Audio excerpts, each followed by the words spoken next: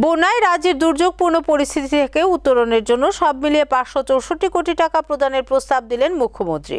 শুক্রবার বিধানসভা চলাকালীন এই প্রস্তাব পেশ করার পাশাপাশি রাজ্যের 9.8 লক্ষ রেশন কার্ড হোল্ডারদের 2 মাসের জন্য 10 কেজি অতিরিক্ত চাল দেওয়ার ঘোষণা দিলেন মুখ্যমন্ত্রী প্রফেসর ডক্টর মানিক সাহা। রাজ্য বিধানসভা অধিবেশনে শুক্রবার ছিল তৃতীয় দিন। এদিনও কয়েকটি ইস্যু নিয়ে বিরোধীদের হইহট্টগোল দেখা যায়, কিন্তু বিধানসভার শেষ অধিবেশনে মন্ত্রী, বিধায়ক থেকে শুরু করে বিরোধী বিধায়কদের মূল চোখ ছিল মুখ্যমন্ত্রীর বক্তব্যের ওপর। এদিন বিধানসভায় আলোচনা শুরুতেই রাজ্যে দুর্যোগপূর্ণ পরিস্থিতি থেকে উত্তরণের জন্য সব মিলিয়ে 564 কোটি টাকা বরাদ্দের ঘোষণা দিলেন মুখ্যমন্ত্রী প্রফেসর ডক্টর মানিক সাহা। বিধানসভা অধিবেশনের শেষ দিনের আলোচনায় মুখ্যমন্ত্রী শুরুতেই বলেন, খাদ্য জনসংভরণ দপ্তরের জন্য বরাদ্দ রাখা হয়েছে 70 কোটি টাকা, যার মধ্যে রাজ্যের 9.8 লক্ষ কার্ড হোল্ডারদের 2 মাসের জন্য দেওয়া হবে অতিরিক্ত 10 কেজি করে চাউল। কৃষিতে বরাদ্দ রাখা হয়েছে 15 কোটি টাকা। খারিফ ও শাকসবজি উৎপাদন ও কৃষকদের সহায়তার জন্য এই টাকা ব্যয় করা হবে। হর্টি দপ্তরে 5 কোটি টাকা বরাদ্দ দেওয়া হচ্ছে। শীতকালীন শাকসবজি, ফুল, সার, জাতীয় উপকরণ, জমির পলিমাটি সরানোর জন্য এই টাকা ব্যয় করা হবে।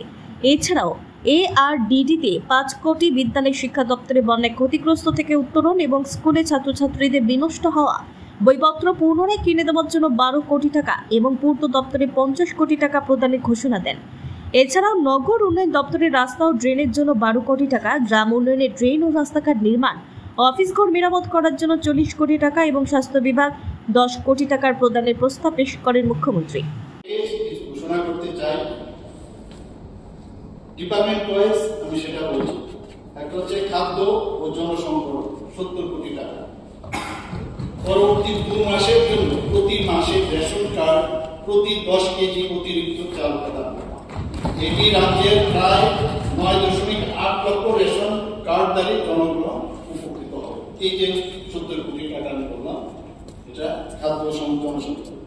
কৃষিতে 15 কোটি, এটাতে কি খারিফ ও রবি শস্য উৎপাদনের জন্য বীজ এবং সার প্রদান এবং অন্যান্য কৃষি সহায়তার জন্য আর্থিক সহায়তা প্রদান। হর্টিকালচারে 4 কোটি আমরা এটা লিখেছি।